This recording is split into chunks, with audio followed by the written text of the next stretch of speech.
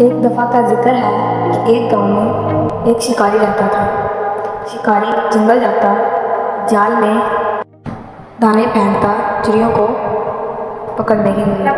बहुत सारी चिड़ियाँ वहाँ दाना चुगने आती हैं और जाल में फंस जाती हैं। शिकारी ये देखकर बहुत खुश होता है।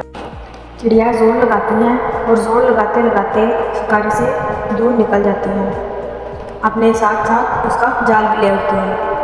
शिकारी ये देखकर परेशान होता है और उनके पीछे पीछे भागता है और चिड़िया एक महफूज दरख्त पर पहुंच जाती हैं।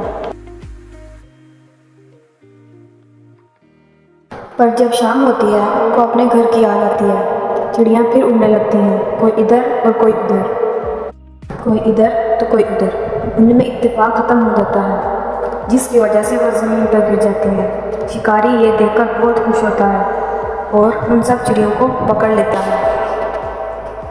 प्यारे बच्चों, हमें सबक मिलता है कि इत्तेफाक में बरकत है।